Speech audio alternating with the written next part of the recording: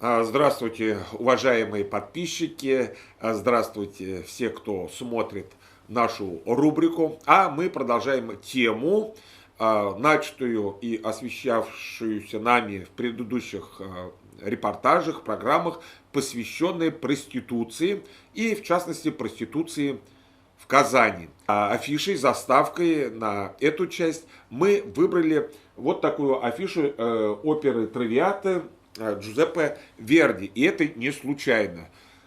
Сейчас в Казани идет Шаляпинский фестиваль. И одной из постановок, которая, кстати, регулярно, ежегодно показывается всем почитателям высокого искусства, является эта опера «Травиата». Одна моя знакомая, заведующая музыкальной школы, как-то сказала: «Айдар, я еду на теплоходе, и мама зовет дочку: Травка, Травка, иди сюда». Я так удивился, говорю: что это за имя такое, Травка? Она говорит: а это Травиата, но это же опера такая есть. И педагог музыкальной школы, заведующий, сказала: а вы вообще знаете, что означает имя Травиата? Значение этого слова Травиата. Травиата — это падшая женщина. Так вот, Травиата — это опера, посвященная даме полусвета. Именно их так называли в Италии, в частности, Венеции. Так вот, что хочется сказать. Еще один случай интересный. Будучи студентом в Санкт-Петербурге, у моих хозяев в профессорской семье был здоровый пес, волкодав. И однажды этот песик заболел, идет и кашляет. И, значит, мой хозяин, профессор, говорит: ну что ты, говорит, как Маргарита Готье. Я думаю, что же за Маргарита Готье? Говорит: ну, Маргарита Готье, главная героиня произведения Дюма «Сына дамы с камелями».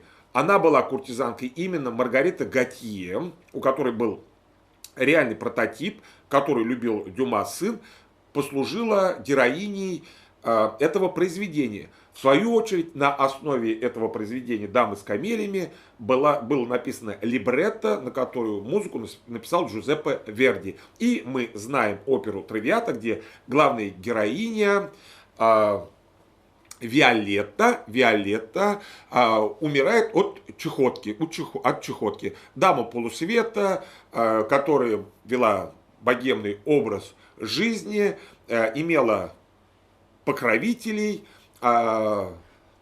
тоже не лишена была человеческих чувств, она тоже любила своих поклонников, содержателей. И именно вот этот персонаж падшей женщины, да, которую, ну уж так исторически сложилось, общество всегда осуждало, стала героиней этой оперы. К чему это предисловие? Дело в том, что в Казани тоже это общественное явление, как проституция, занимало не менее важную роль, чем промышленность, производство, культура и так далее, как одно из больших составных частей. Хочется сказать, что, например, в 1858 году в Казани официально было зарегистрировано 11 публичных домов. А уже в 1882 году, буквально через 24 года, было уже 22 дома, в 2 раза больше. С чем это связано? Дело в том, что в 1858 году в Казани проживало порядка 60 тысяч человек, представляете? А уже через 40 лет, в 1894 году, в 2 раза больше. Даже больше, чем в 2 раза. 130 тысяч. То есть 60 тысяч и 130 тысяч. Дело в том, что смертность тогда была высокая, но численность жителей Казани увеличилась за счет приезжих из деревень, из других регионов, как в быстро развивающийся промышленный город, промышленный регион. Ну и, соответственно, спрос рождает предложение. Также хочется сказать, что по статистике она велась уже начиная с середины XIX века в Казани, так как в 1843 году по указу императора Николая I дома терпимости получили статус официальных заведений. До этого занятие проституцией жестко каралось. Так вот, От 21 до 30 лет в основном мужское население составляло 70% потребителей услуг, которые предоставляли дамы полусвета, девушки для веселья, или путаны, или, проще говоря, проститутки. Прежде чем я расскажу о ценах в Казани, хочется сказать еще о таком явлении, раз уж мы стали говорить о травиате, хочется сказать о таком явлении, как куртизанки. Многие слышали такое слово куртизанка, куртизанка, как так загадочно звучит, ну почти как фаворитка, да, гитера. И сейчас я хотел бы вас попросить обратить внимание вот на следующий сайт «Честная куртизанка».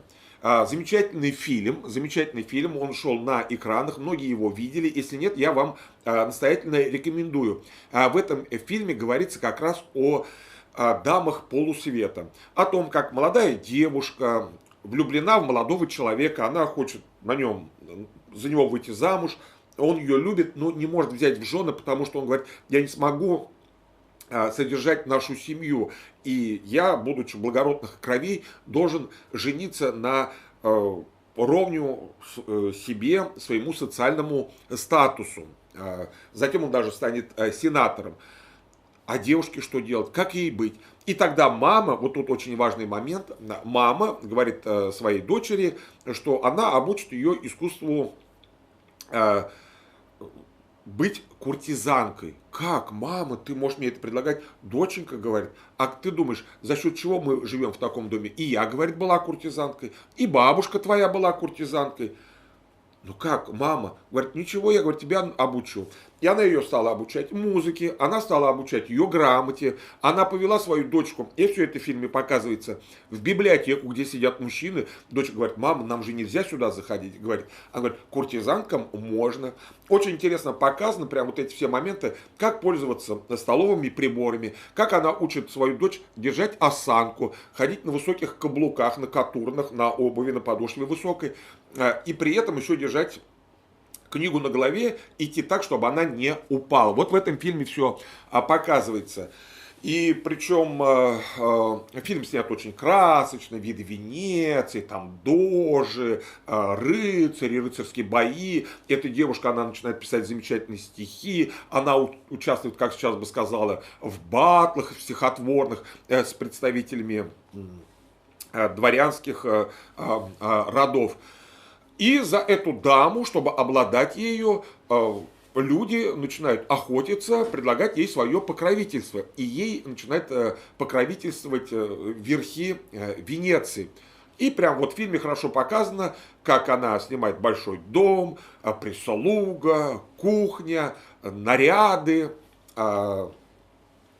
И в Италии на то время, это 19 век, было два понятия: куртизанка и честная куртизанка, то есть более высокий уровень. То есть с ними не стеснялись показаться где-то в компании, где-то на приеме, на встрече. Ну, конечно, не на великосветском, не на правительственном уровне, да, но тем не менее человек, облеченный властью, испытывал чувство самоудовлетворения, что вот рядом с ним такая эффектная, красивая, воспитанная, образованная девушка. Всегда ищешь аналогии прошлого с настоящим. Ну, я думаю, без труда вы тоже можете, например, представить, нарисовать себе какую-то известную публичную личность, там, медийную личность с телеэкрана, певицу, я не знаю, балерину, представительницу любого там искусства, который идет в сопровождении мужчины. Мужчине приятно быть покровителем и говорить, что вот да, он имеет возможность с ней общаться. Причем честные куртизанки не всегда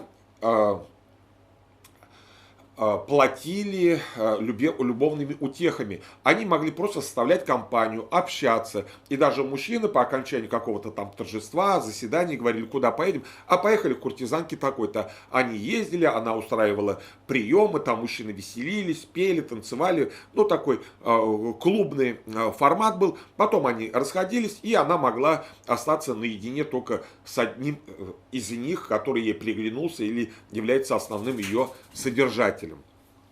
То есть куртизанки, они тоже выбирали, с кем им поддерживать отношения. Очень рекомендую найти, посмотреть этот фильм, который так называется «Честная куртизанка», с очень интересным сюжетом, развитием. Очень красивые костюмы, красочные, виды Венеции, гондольеры и так далее. Так вот, куртизанки были и в Казани. И тут мы уже переходим к нашей,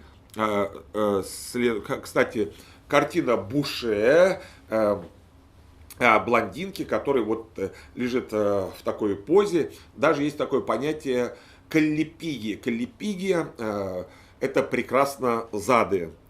Я почему показываю эти фотографии произведения искусства, чтобы, если вы смотрите, друзья, эту тему, понимали, что вообще внимание к женскому делу, к чувственным радостям, наслаждениям во все времена, в любом обществе проявлялся особый интерес, и этого не избегали мастера живописи. Александру Генриховичу Ге мы еще с вами вернемся. Ну, раз уж у нас такой слайд стоит, именно он является одним из первых в России организатором кожно-венерологических исследований лечения больных, передающихся половым путем. Ну, давайте мы сейчас картинку как-нибудь повеселее оставим, вот эту, да, если позволите. Ну так вот, какие цены были в Казани на проституток в 19 веке? Они делились на 3 категории. Первая категория, самая дорогая, от 3 до 5 рублей. Была такая услуга вызов на дом. Если на дом приглашаете, в 2 раза больше, соответственно, 10 рублей. Далее, вторая категория, второй класс. Причем это было регламентировано. Расценки стоили от 1 до 2 рублей с выездом на дом, либо на ночь 5 рублей. 5 рублей. Ну и самый низший класс публичных домов, стоимость проститутки стоила от 20 до 50 копеек, выезд на дом 1-3 рубля. Почему я говорю об этом подробно? Тоже интересно провести параллели, дорого это или дешево. В среднем посещение проституток тогда равнялось цене билета в театр. То есть, если в партере билет самый дорогой, первый класс, цена билета от 3 до 5 рублей. И проститутки также стоили, как я уже говорил. А уже галерка, самый верхний, третий ярус, самый дешевый, также стоил по цене нижнего класса домов терпимости. Также вот от 30 до 50 копеек. Ну и Казань, это город был военным, город был промышленным и был студенческим. Приводится даже статистика, что очень много молодежи посещала эти дома терпимости. Это была некоторые бравады, люди любили рассказывать об этом вспоминают и Шаляпин, и Горький. И сейчас, если позволите, я зачитаю стихотворение или частушку, которая родилась в 19 веке. Ну и хочется сказать, что в своем рассказе я отталкиваюсь от информации, которую собрала и опубликовала в замечательной книге Малышева Светлана Юрьевна. Книга так и называется «Профессионалки, орфистки, любительницы. Публичные дома и проститутки в Казани во второй половине 19-го, начале 20 века». Издана эта книга в Казани. Ну так вот, какие частушки были. Там, где Тинный Булак да с Казанкой рекой, словно брат и сестра обнимаются, от зари до зари все горят фонари, и студенты толпою шатаются, они горькую пьют, они песни поют и еще кое-чем занимаются. Вот такие песни звучали в Казани XIX века. Ну, а мы продолжим описание. Так вот,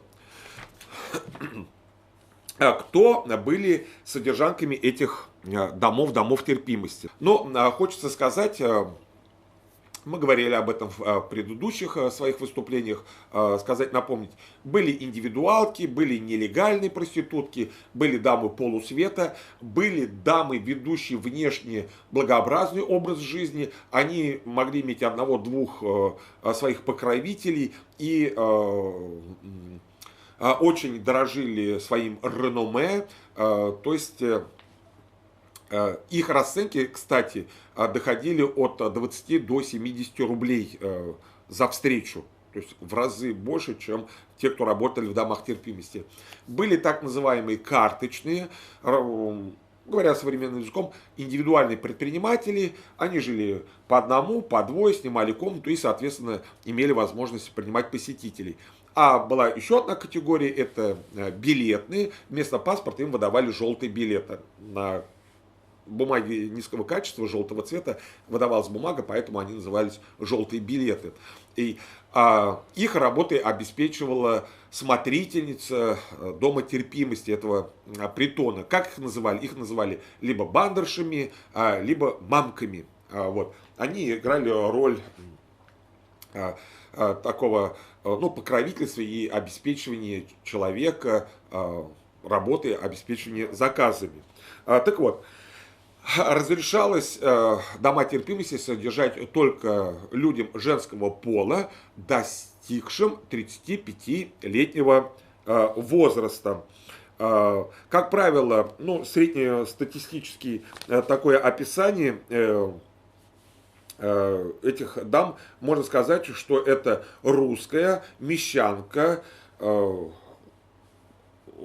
человек, который была замужем, ныне разведена, снимает дом, то есть она не является сама домовладелицей, и в штате у нее находится 8 проституток. Это такой усредненный показатель статистический, хотя были и татарские дома терпимости тоже, но находились они в русской части города, это Пески, ныне Дегтярные, там, где сейчас находится парк Тысячелетия, вот в районе, где находится баскет-холл, в Суконной Слободе, и на территории Мокрой и Ямской Слободы. Мокрая Слобода – это территория недалеко от железнодорожного вокзала, там, где находится центральный универсальный магазин ЦУМ в Казани. То есть основная часть притонов была там, домов терпимости, и в банях. Также девушки оказывали услуги интимного характера. Так вот, про бандерш что хотелось сказать. Очень интересная категория, они были очень требовательными, они были очень строгими, но, вот тут очень важный момент, они были связующим звеном между полукриминальным миром и правоохранительными органами. То есть они своего рода являлись низшими агентами врачебно-медицинского надзора. Вот.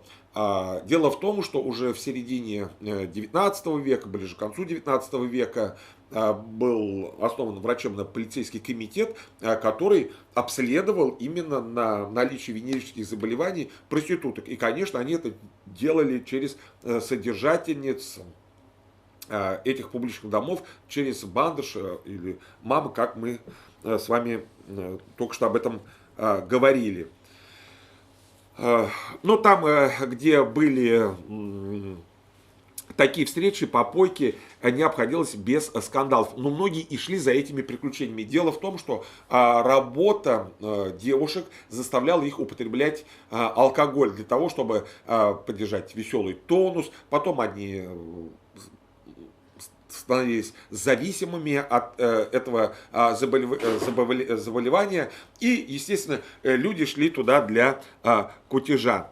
Ну и вот сейчас показывается слайд, и также хочется показать Жан-Агюст Доминик Энгер. Замечательная картина «Большая одолиска». Дело в том, что одолисками называли женщин, девушек, прислуг у жен богатых мужчин богатых султанов, то есть в Турции, в азиатских странах, но многие в Европе там не были, но они представляли, что одалиска, слово-то красивое, да, это что-то сравни гарему, хотя это не совсем так. Одалиска это помощница госпожи, и порой султан даже не знал, кто является одалиской у его супруги. Так вот, эта картина интересная, я рекомендую ее получше рассмотреть. Вот такая девушка в альковых, смотрит таким призывающим томным взглядом. Так вот, у нее, если смотреть по анатомии, рука несуразно вытянута. В жизни таких людей нет. И ни один человек, ни одна девушка в такую позу, как сидит Далиска на картине Агюста Доминика Энгера, сесть так не сможет. Так более того, у нее на два позвонка больше, чем у обычного человека. То есть, если по спине посмотреть, у нее спина неестественно вытянута. Я так думаю, уже многие стали примерять, да, попробовать. Но посмотрите, вот у нее рука прям находится на лодыжке. Также хочется сказать, почему люди шли в дома терпимости.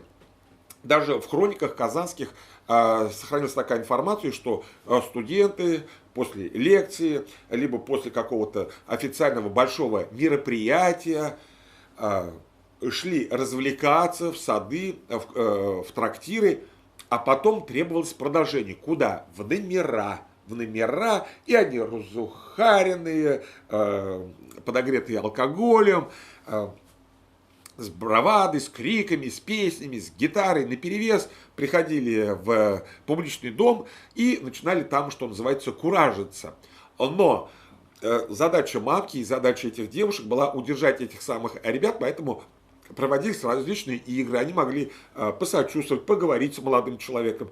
А здесь это гравюра французская, но тем не менее тоже можно отнести и к нашим, как говорится, развлечениям, когда проводились конкурсы. Ну, многие знают, наверное, да, там игра в бутылочку, игра на раздевание, так и тут, типа игры фанты, когда должны прижавшись спиной друг к другу, перекрестив руки, надо передать яблоко, либо поцеловать партнера, находящегося за спиной. Здесь мы уже говорили с вами, что арфистки, куплетистки, певички, для кого-то это основная была профессия артиста, да, но подрабатывали с девушками по вызову. А были такие девушки, которые выдавали себя за арфисток, за куплетисток, за певичек, занимались проституцией. Здесь мы можем на фотографии, как вот здесь примеряют платье, потому что совсем скоро должен прийти господин, и девушка, которая выйдет его встречать, должна выглядеть соответственно. Ну и такие вот фотографии. С изобретением фотографий в 19 веке появлялись альбомы, каталоги, и люди, приходящие в дом терпимости, могли по фотографии выбрать понравившуюся им девушку. Также здесь вот тоже мы с вами видим такие вот игривые фотографии. Кстати, вот здесь очень хорошо пойман момент, когда девушка в руке держит специально такой предмет, да, с этими перьями для стряхивания пыли с скульптур. По статистике, почти 30-40% мужского населения в 19 веке познавали прелести телесных наслаждений через горничных или домработниц. Вот.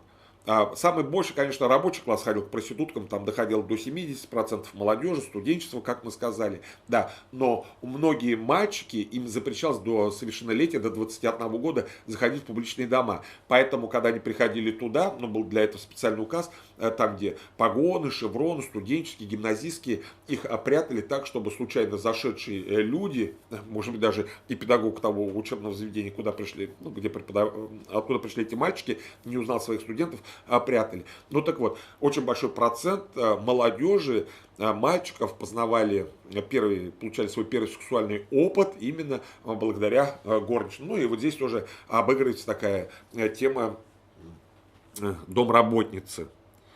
А домработницы шли на это тоже не от хорошей жизни. Кстати говоря, о проститутках, многие из них, когда проводился опрос, говорят об этом крайне ну, материальную затрудненность, жизненные трудности. И вот тот немаловажный момент, обман возлюбленного, который говорит: женюсь, женюсь, не женится, бросает. Либо разведенные, брошенные женщины, и они вынуждены были идти заниматься проституцией. Это очень хорошо описывается у татарских классиков в их пьесах, в трудах, у Габдуллы Тукая это есть тоже, когда значит, одна сводни, вот эти мамки, бандерши, да, они занимались сводничеством, знакомились с девушками чистыми и непорочными, и предлагали состоятельным людям их утехи. И за это ну, заказчик платил большие деньги. Я уж прошу прощения за такие подробности. Например, цены на девственницу, которой могло быть 12, 13 или 14 лет, доходили от 10 до 70 рублей. Ну, обычно это стоили 3, да, то есть в среднем в 5-6 раз. Вот. И многие люди занимались проституцией вот в татарских семьях, когда сводня говорила: зачем ты живешь с этим старым человеком, у него там третья жена, он тебя не любит. А вот посмотри, Ибрагим, молодой парень, он тебя так любит, он готов на тебе жениться. Она уходила от мужа в надежде, что Ибрагим этот на ней женится. У них происходил контакт, а в результате потом выяснялось, что у него самого там 2 или 3 жены. И жениться он на ней не хочет, и обратно у девушки пути назад не было. То есть были даже вот такие драматические ситуации, когда там из Казани в Оренбург перевозили татарских девушек для татарских публичных домов в Оренбурге. И там вот девушка в одной пьесе, она отказывается там сопровождатому в поезде мужчине, на его приставание, она отвергает его ухаживание, и он, рассердившись, выбрасывает ее из поезда, она попадает под встречный поезд, окровавленная нога, ногу отрезает, она истекает кровью, ее увозят в больницу, и там она, значит, умирает. Вот такая несчастная у нее любовь. То есть мы тут пытаемся понять социально-экономические причины, заставляющие девушек идти на этот путь. А более того, в романе Куприна «Яма» очень хорошо описываются вот эти все сюжеты, о которых мы с вами говорим. Так вот, в 19-м, начале 20 века была даже такая теория, что работа проститутки, она ничем не хуже, может и не лучше, но и не хуже, чем работа любого другого человека. Доярки, крестьянки, рабочие на заводе, на мануфактуре. Какая разница? Вот. Человек также работает честно, физическая работа тяжелая, согласитесь. Вот. Поэтому отношение в какой-то момент, к ним даже был такое относительно снисходительное, с пониманием. Кстати, часто проституток, и в частности вот про фильм, о котором мы говорили с вами, «Честная куртизанка», обвиняли во всех грехах. Чума приходит, тиф приходит, кто виноват? Либо ищут по религиозному признаку, либо по национальному признаку, либо по сословию. Кто виноват? Куртизанки, слуги дьявола. Вот там война с Турцией, там поражение, вот там чума приходит в Европу. Кто виноват? Куртизанки. Это дьяволицы, значит, их надо сжечь, их надо казнить. Вот, кстати, рекомендую очень посмотреть еще раз фильм «Честная куртизанка». Здесь также мы с вами видим девушек, их еще называли веселыми девушками, девушками для радости. Это люди, которые могли эмоционально помочь людям раскрепоститься. Более того, ну, молодежь есть молодежь, любили хулиганить, и по закону, значит, в 19 веке дома терпимости должны были стоять на определенном расстоянии от учебных заведений и религиозных заведений. И когда в Мокрой Слободе построили Ильинскую церковь, мы тоже об этом говорили. Многие возмущались, как так рядом с церковью, с церковно-приходскими школами могли находиться дома терпимости. Доходило до того, что сами девушки, вот эти девушки для радости говорили: ах, как, мы же так переживаем за нравственное воспитание молодежи, давайте мы денежки соберем, заплатим, только чтобы эту школу перенести куда-нибудь подальше от нашего ужасного места. То есть заходил до таких курьезных случаев, когда сами жрицы любви предлагали, ну, не совращать молодежь. Кстати, говоря о проститутках и значит, о куртизанках, вот что хочется сказать.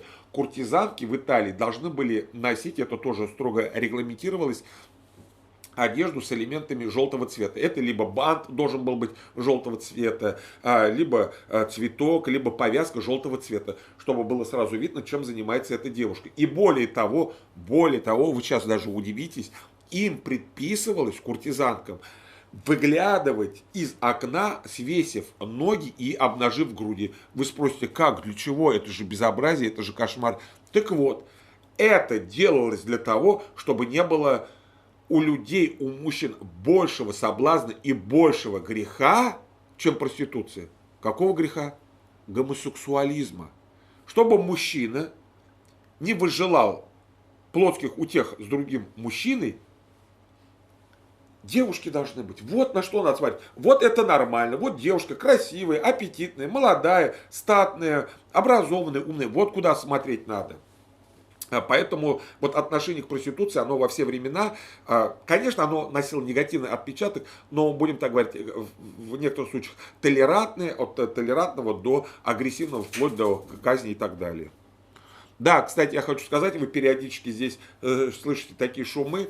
Мы находимся на канале Аркадия Орешникова, нашего друга, который занимается изучением родного края, и уже отснято очень большое количество фильмов, посвященных достопримечательностям в городе Казани, привлекает историков, лекторов, краеведов, и в том числе мне тоже оказана большая честь принимать участие в проектах Аркадия Орешникова. Поэтому, если вам интересна эта тема, если у вас есть какие-то вопросы, пожалуйста, пишите в комментариях. Было бы, конечно, очень просто: пишите комментарии, ставьте лайки, делайте репосты. Если это вам интересно, то давайте поднимать в рекомендуемых, в трендах наши видео. И оставляйте вопросы и темы, о которых вы хотели бы узнать более подробно, и чтобы мы для вас их раскрыли.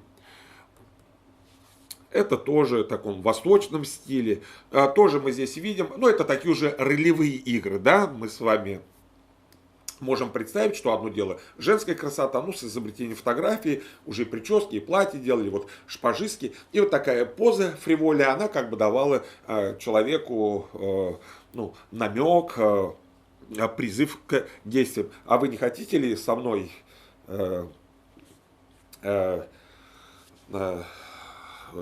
пофехтоваться в умении держать шпагу? Это тоже такие сценки в восточном стиле. Мы видим тут евнухи, вот стоят, скрестив руки, да, уже по окончании оргии. Здесь тоже очень такие миниатюры, то есть художники писали же, и Дени Дидро писал на эту тему произведение, где у главной героини был, значит, орган, раз уж она такая, половой орган, который всегда в ненужное место говорил то, что не надо. То есть орган был свидетелем всех приключений своей хозяйки и могло поведать вообще, кто был, как был и с чем был, зачем был, ну зачем-то понятно, да, и дается описание. То есть еще Дени Дидро в эпоху просвещения писал об этом. Ну так вот, уже гравюры появлялись на такие фривольные темы, то, что вот приходит господин, и все девушки становятся сразу это, прихорашиваются, кого же он из них выберет. Это тоже фотографии конца 19-20 века. Здесь мы также вот видим, но это уже, скорее всего, сценки из театра. Мы знаем у Тулуза-Латрека картины, в частности, Канкан во Франции, да, Мулен Руж, когда номера исполнялись на грани. То есть это и вроде и не стриптиз, но и не балет, ну что-то среднее. Кстати, говоря о проституции, говоря о стриптизе, как о недостойном порядочного человека дела, хочется спросить, а какая разница, почему балерине можно под музыку изящно поднимать ножку, да, делать там атютюд, бросать батман, да, в юбочке коротенькой, почему гимнасте на мостик вставать, на шпагат садиться можно, а вокруг шеста танцевать это плохо. В принципе, где вот это где она эта граница, кто может это определить? Ну и здесь также мы с вами видим вот такие картины, где господа приходят к дамам, которые им читают стихи, поют песни, играют на лютне и создают вот такую благостную атмосферу.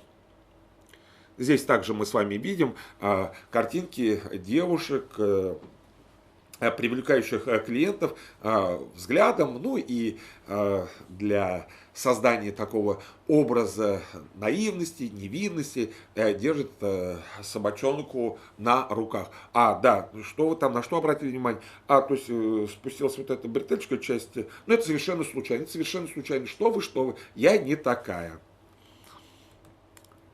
Ну здесь также картины, как молодая девушка говорит о своих страданиях, о своем затруднительном положении. Часто бывали случаи, когда девушки выдавали себя за обедневший дворянский род, о том, что она рано осталась без своего супруга, который был генералом, и она сейчас нуждается в крепкой мужской руке, там, крепком мужском плече. И мужчины охотно на это шли.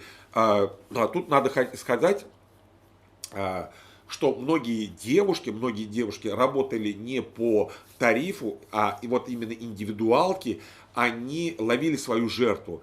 Это Черное озеро, это Большая Проломная, это сад Эрмитаж, ну, парки, которые находятся у нас в Казани. Либо шли с подружками, имитировали, что они вот здесь отдыхают, либо наоборот заблудились. И, как правило, старались познакомиться с приезжими. Да, ну и тут вот тоже мы видим сценки в масках, разыгрывается. Многие, да, приходили инкогниты, и для того, чтобы быть неузнаваемыми, одевали маски. Здесь мы видим стоящего мужчину в маске белой, да, и сидящих на полу тоже двое господ в масках с сигарами. Но, как правило, многие мужчины старались держать в тайне свои похождения, поэтому не ходили в многочисленные дома, публичные дома, в места, где их могли узнать. Да, вот очень замечательная, интересная фотография. Девушки ждут прихода клиентов. Как мы уже с вами говорили, но еще раз скажу, содержательница дома терпимости должна была каждое утро девочек кормить плотным завтраком.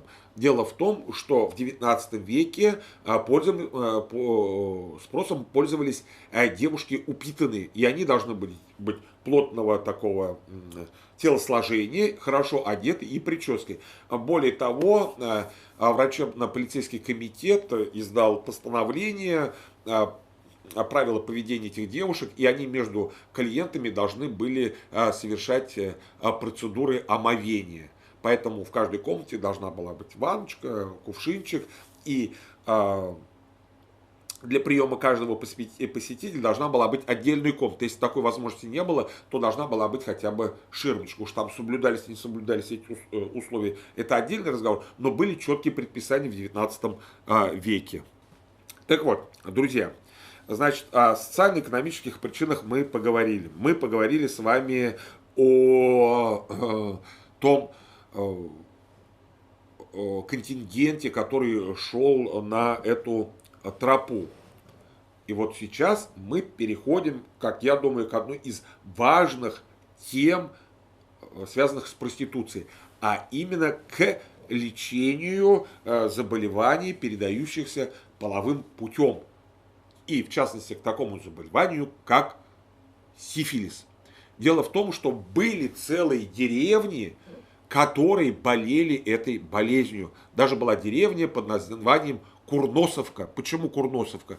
Ни у кого носов нет, у сифилитиков рождаются больные дети, даже издавались плакаты, дегенераты, либо мертворожденные дети были. Вот, вымирали целыми семьями, целыми деревнями. И мы, конечно же, говоря об этой теме, должны сказать вот о таком замечательном, уважаемом человеке, которого мы должны с вами знать, и мы знаем, и мы, жители Казани, почитаем его имя.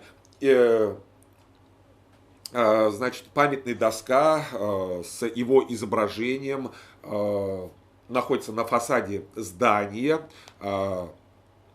Это первый дерматовенеролог города Казани Александр Генрихович Ге. Александр Генрихович Ге. Да, прям однофамилец известного художника. Родился он в немецкой семье, прекрасно знал французский язык, так как мама у него была преподавательницей французского языка. И именно он во второй трети 19 века на самом высоком уровне стал говорить о том, что в Казани необходимо создать отделение, даже клинику по изучению этих заболеваний. Окончил он наш Казанский медицинский факультет Казанского императорского университета в 1865 году. Работал вначале ординатором, заведующим женским сифилитическим отделением Казанской губернаторской земской больницы. И вот уже в 1871 году он был командирован в Европу для того, чтобы узнать о новых препаратах, о новых медикаментах для излечения этих заболеваний. Дело в том, что до этого к врачам мало кто обращался, да и возможностей таких не было, лекарств не было. Обращались к кому? К колдунам, к знахарям, к бабкам, лечились травами, заговорами и так далее. То есть научного подхода не было. Поэтому Александр Генрихович Ге мы должны с вами знать. И именно благодаря ему у нас в Казани открывается отделение на медицинском факультете ведения медицинского учета и обязательных медосмотр рабочих, солдат, крестьян, вернувшихся со службы, и регламентацию проституции. И вот тут такой момент интересный. Коек нет, мест нет, возможности обследовать больных нет, и ему помогают его коллеги Виноградов и, к сожалению, сейчас забыл фамилию, дают в своих клиниках по 3 места, то есть у него 6 мест. Изначально, затем уже ему выделяют место, напротив университета есть старая клиника, подвальное помещение, и там находятся его первые приемные покои. И только уже к концу 19 века строится у нас целый медицинский городок на пересечении улицы Толстого и Бутлерова. Прекрасно, ну там роддом есть, памятник Вишневскому, представляете, да, комплекс из красного кирпича.